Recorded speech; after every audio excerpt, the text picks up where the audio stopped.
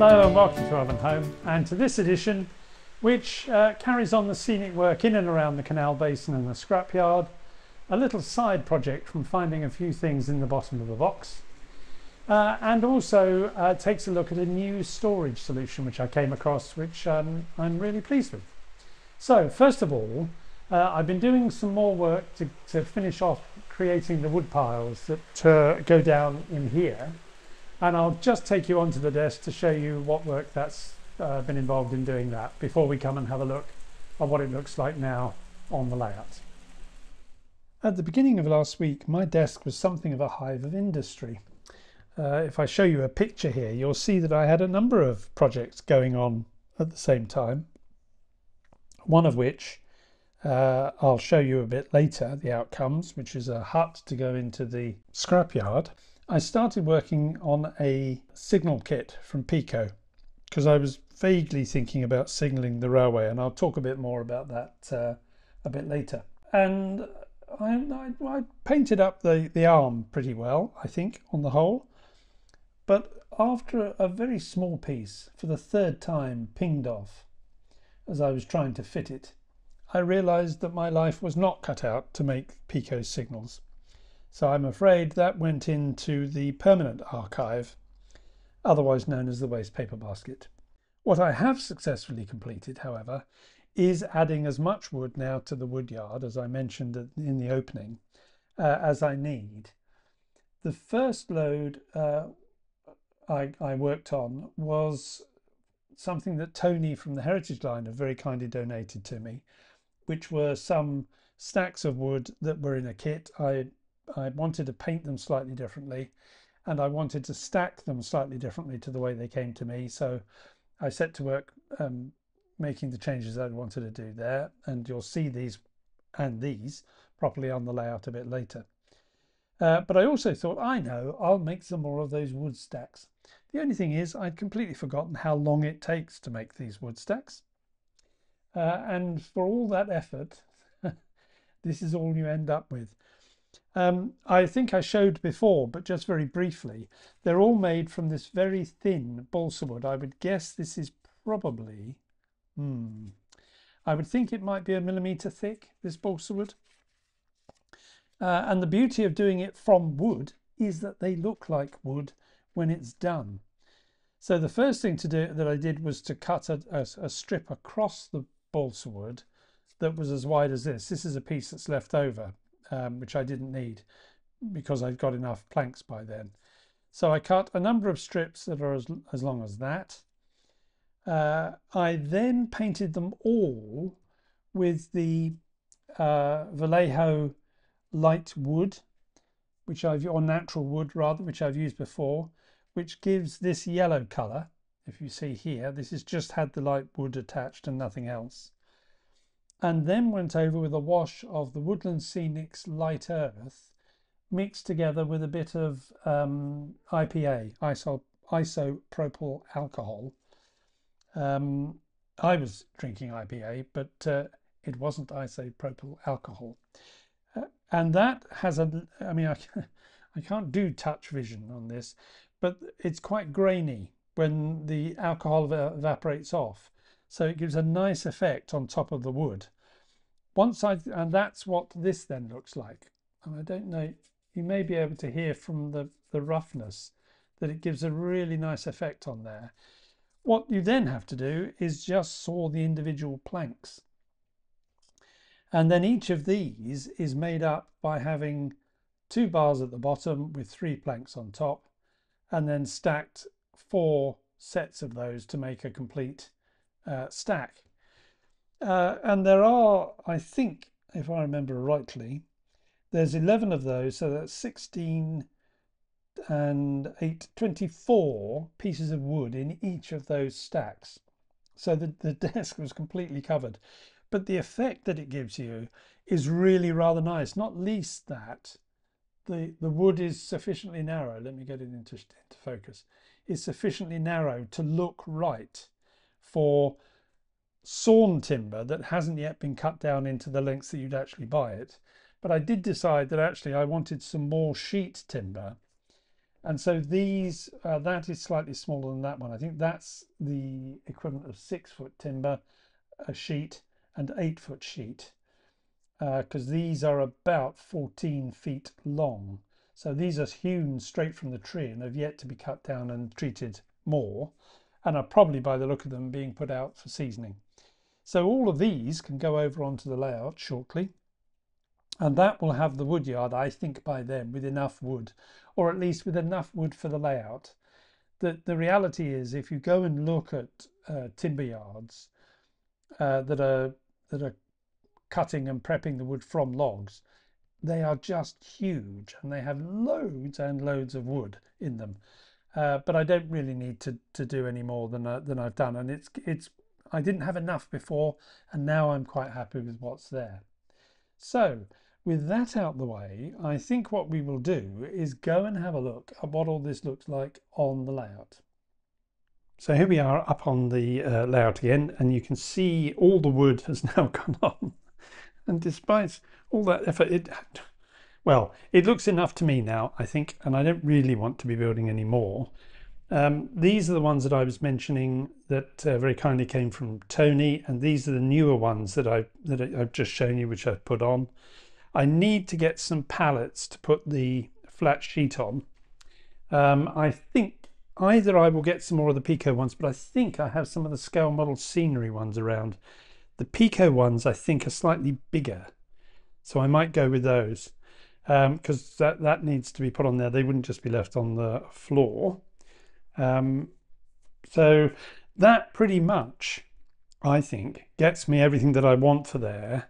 And now that I've got all that done, I can get on and do this final bit of scenic work in and around the side of the dock where the woodyard is. I think I'm happy with that layout, but it's possible that may change once I actually start work and get some of this brown covered in some kind of ground cover, and to make a clearer path that will be the road that has to come all the way through, of course.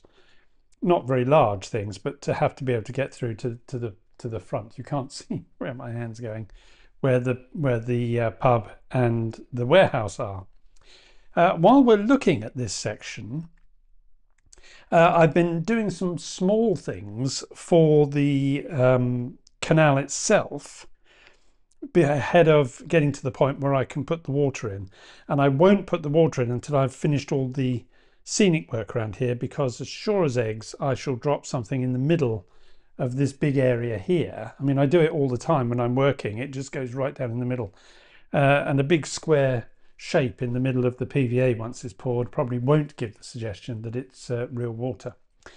But some considerable time ago, a couple of people got in contact with me, and I've forgotten who they are, and I'm sorry for that, just to ask, where does all the water go when it comes out of the lock for boats that are going through into the basin?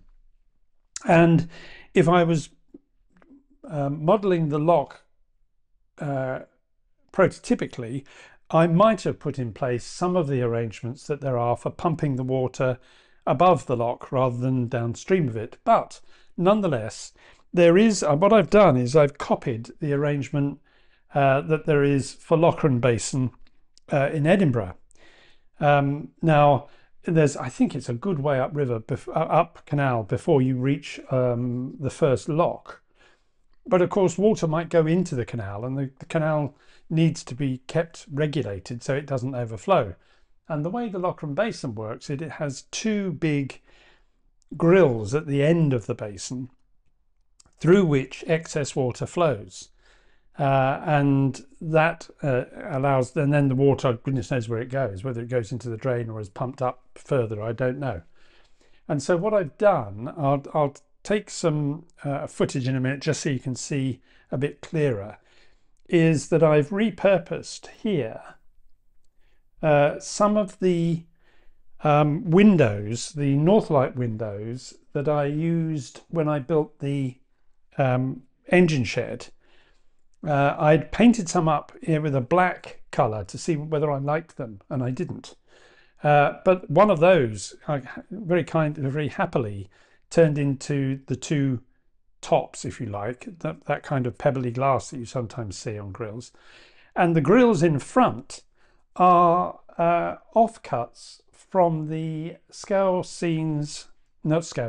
model scenery metal fencing. And I'll put a picture up here of the kind of thing I mean. I just took a couple of pieces off that and put it on the front. And that I'm quite happy with as being the means by which the water is regulated.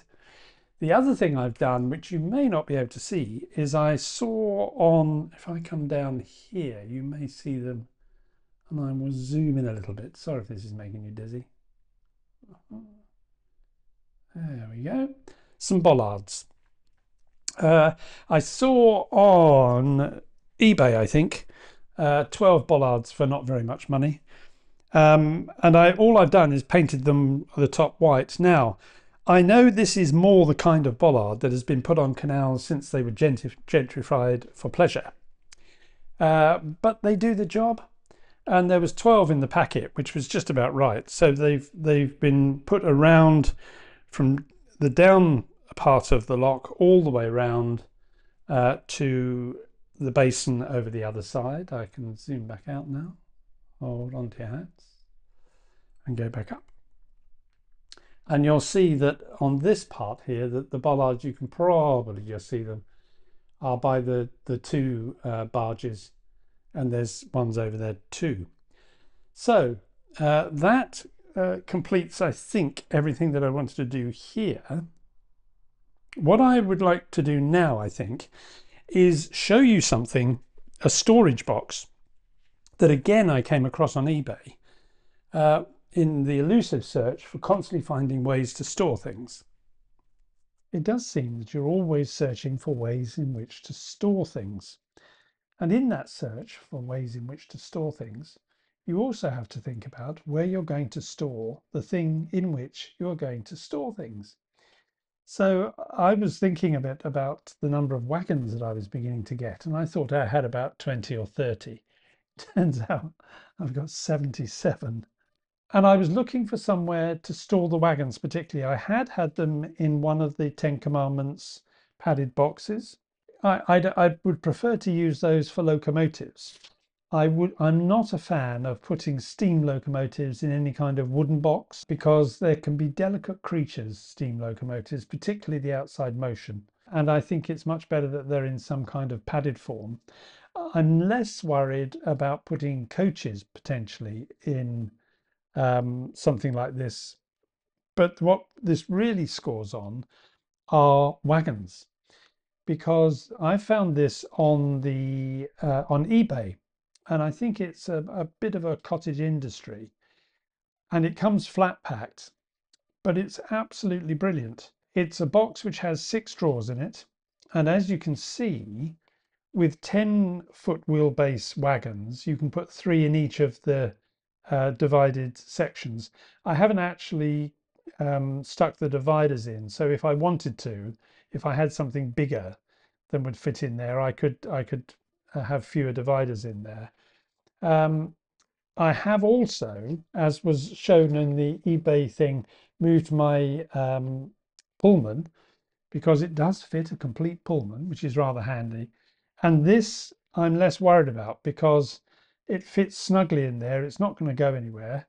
And that gives me more space now in the boxes that I've already got. In fact, I've got a completely empty box, so plenty of room to go and buy locomotives. As I said, it comes flat packed. It's really straightforward to put together, providing you have the right tools. The main carcass itself fits together very tightly, and the advice is to fit it together to make sure it all fits, and then make up the drawers, which have to be glued because they won't just hold together, and make sure all the drawers go in and in before you glue this. And the way that it was recommended to glue this was to use a drop. I used a dropper, but he was suggesting a straw to run a fairly thin bead of PVA along the runner, which is what I did. And then you let that dry, then you do the other side. And that gives you the whole box together. The only thing I did find, which is again recommended in the instructions, is that you do need clamps to be able to put the drawers together, because you won't be able to hold it long enough otherwise. And I did need 4 clamps to be able to hold the sides and top and bottom on in position to allow the glue to dry sufficiently that I could then take the clamps off and make another one. So it takes a wee while, unless of course you have 24 clamps, in which case you'd be able to do all the drawers in one go. But there is also the slight problem of the space you need. This cost me about £34. I may get another one, though I don't need to get it instantly. They are stackable. This cutout here would fit in the cutout that's below, although it's also suggested that you put something like a lolly stick in here to stop it moving sideways. And the beauty of this is that it's, as you can see, that's the footprint more or less. I'm going to show you there. So it doesn't take up a lot of space, but it does consume a lot of wagons, certainly of the kind of wagons that I'm using. So for me, this was an absolute hit, and space for more things to go in here. I thought this was a really good buy, and I was really pleased with it. So I passed that on. I put a link in the description to it's only saleable through eBay, and it's possible, because I think these are made in small batch numbers, that that link won't work for you, but I put it in there nonetheless.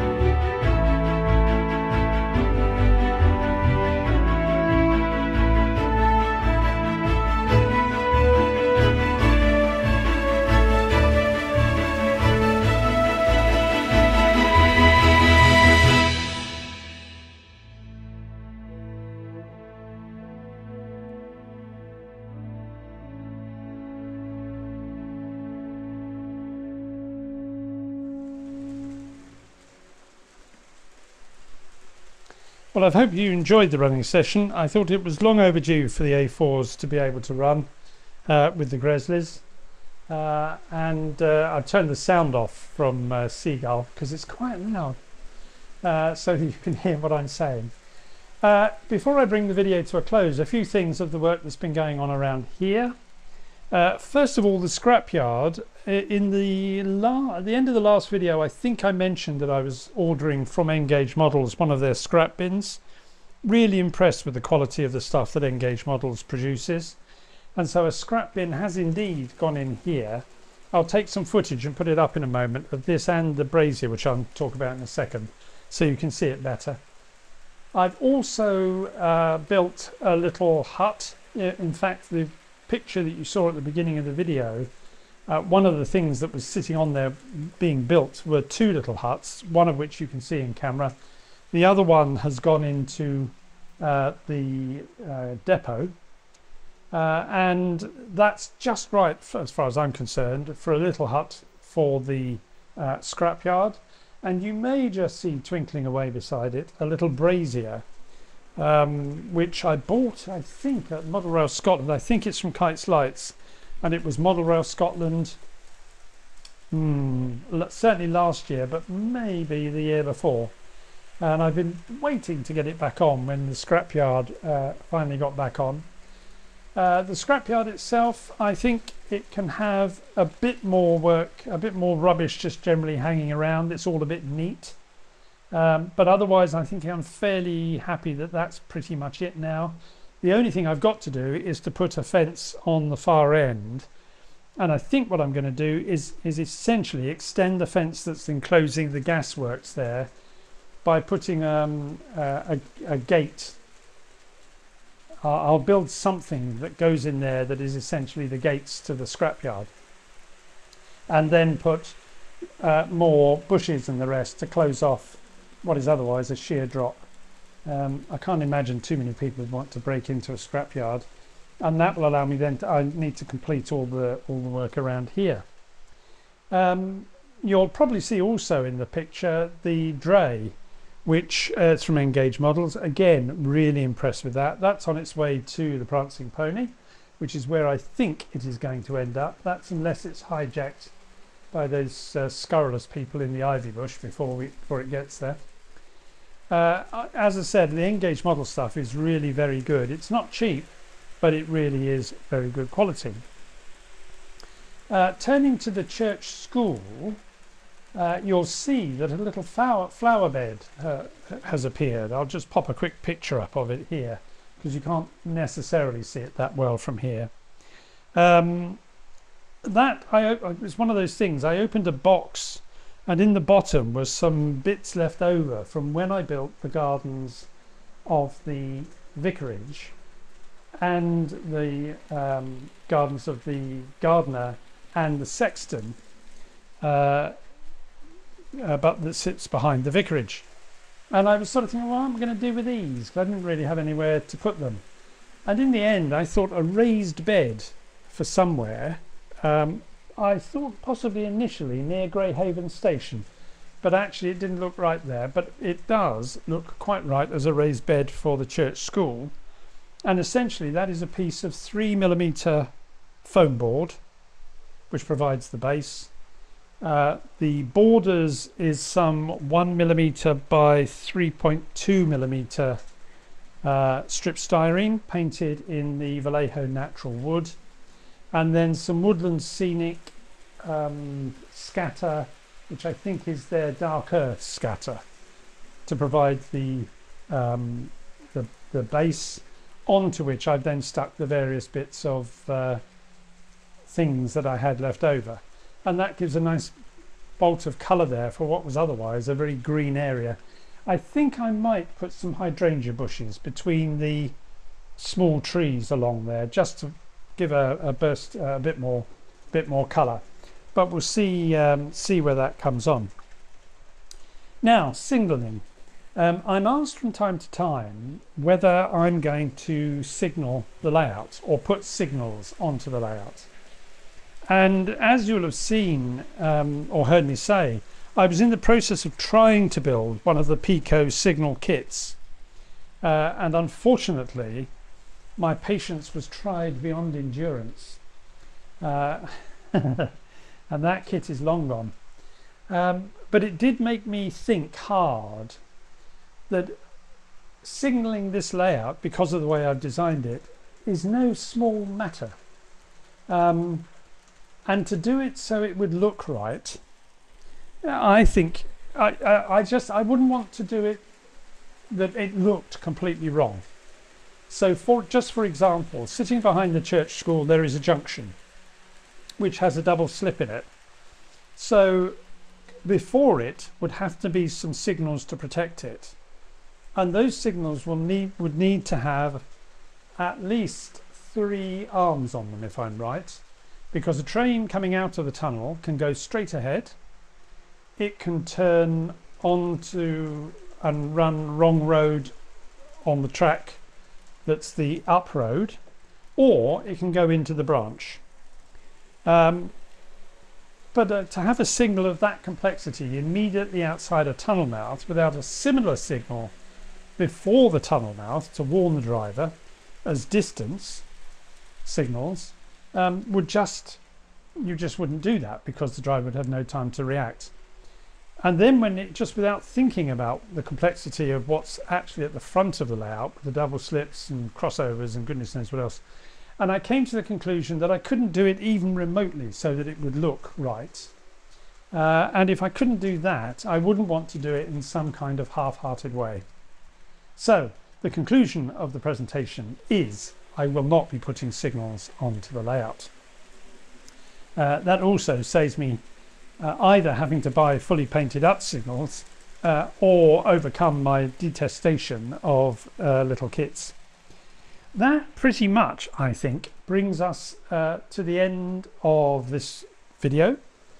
And yeah, I hope you've enjoyed what's in here. The next work is all around the canal, I think. I want to get that done, and I want to get the canal PVA poured. Obviously I will show you how I go about doing that, and we'll see what it looks like once it's done. If you like the video, please do give it a thumbs up. That's really helpful. And if you haven't subscribed, well, please do, because it would be great to have you along. And if you've got any comments, well, again, please do let me have your comments. They're always very helpful. But until I see you again, which I think will be in a couple of weeks' time, all being well, that's bye-bye from me. Bye-bye.